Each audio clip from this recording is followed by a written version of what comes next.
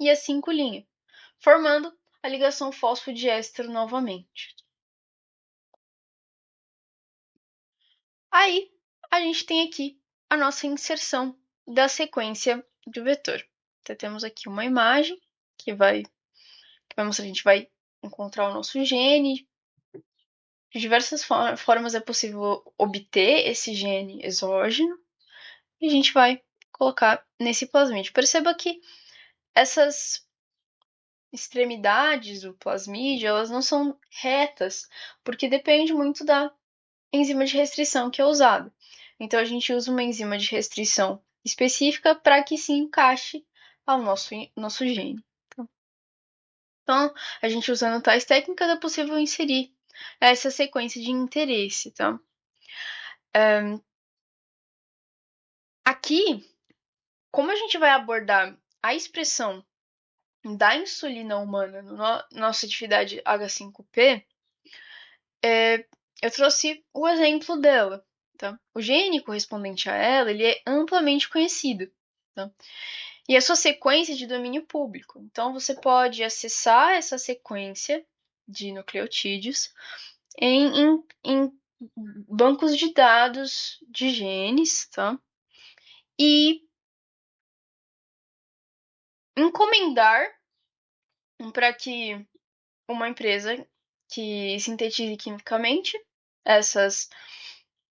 esses plasmídios possa fazer esse plasmídio já com o próprio gene.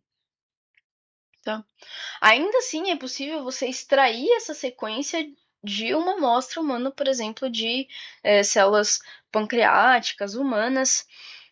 O problema é como temos as células pancreáticas como células de um organismo eucariótico,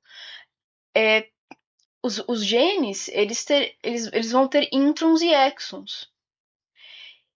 E isso não, a gente não deveria colocar esses introns e exons no nosso plasmídio, porque vamos usar micro-organismos que não são eucarióticos, muitas vezes, para expressar essa proteína recombinante. Então, o que a gente usa é a nossa técnica de RT-PCR. Tá, então o que seria RT-PCR? RT-PCR em inglês seria Reverse Transcription Polymerase Chain Reaction, que em português é a reação em cadeia da polimerase, a PCR, com a transcriptase reversa. Tá? Como os genes de eucariotos têm introns e exons, a gente vai usar o RNA mensageiro já maduro, que não tem os introns. Então, para isso, a gente vai precisar fazer a transcriptase reversa, transcrição reversa, que seria o reverso de fazer a transcrição. Então, a gente vai fazer com que o RNA se torne DNA novamente, usando a enzima transcriptase reversa. Tá? A partir disso, a gente vai obter uma amostra de cDNA, que é o DNA complementar.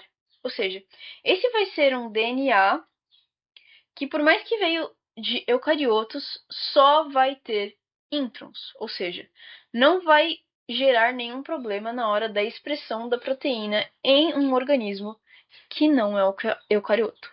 Tá? E para a gente obter uma quantidade significativa desse gene, desse DNA, a gente vai usar a amplificação por PCR. Tá?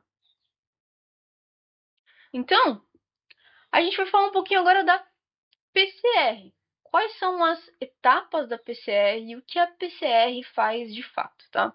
Então, essa é a reação em cadeia da polimerase, seria DNA polimerase, tá? Então, aqui a gente tem uma replicação de um fragmento de DNA em milhares de muitas cópias. Tá? O que acontece? A gente faz essa PCR através da desnaturação dessa fita de DNA dupla, tá? A 95 graus, aqui tá 96, tá mais ou menos nessa faixa de temperatura, tá?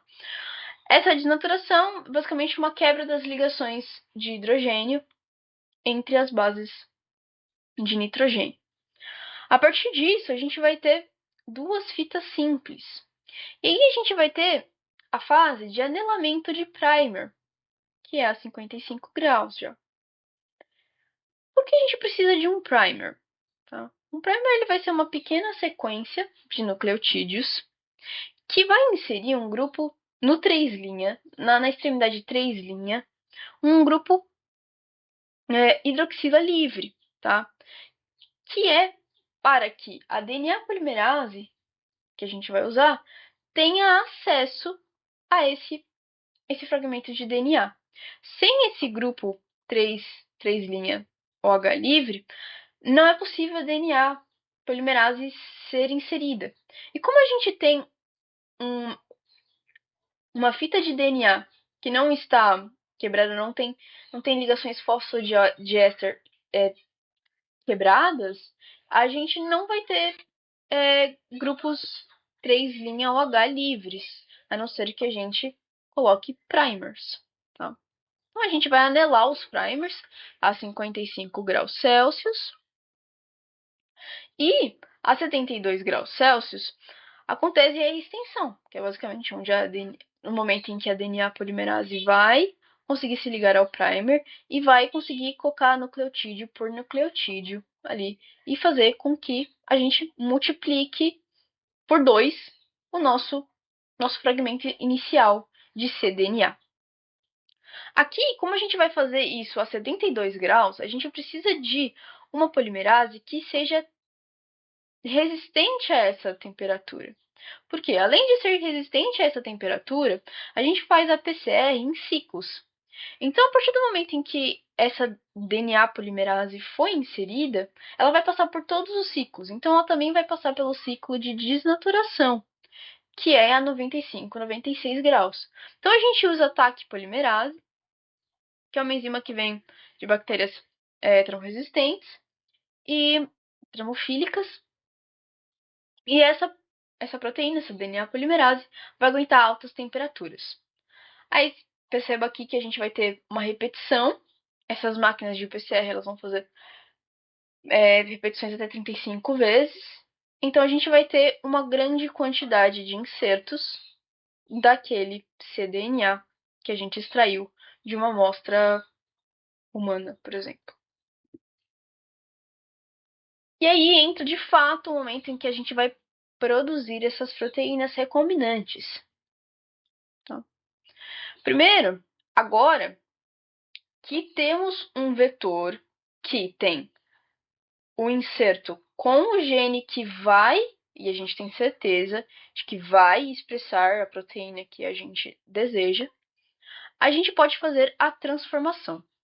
Tá? A transformação é a introdução do vetor em um micro-organismo, geralmente um que não seja capaz de causar doenças em humanos, porque nesse processo de produção de proteínas recombinantes não há necessidade de usar bactérias que causam doenças em humanos, até porque vai aumentar muito a biossegurança do cientista, da pessoa que vai manipular aquilo. A gente vai usar a maquinaria deste organismo para expressar a nossa sequência desejada, tá? Que é, no caso, a nossa proteína recombinante.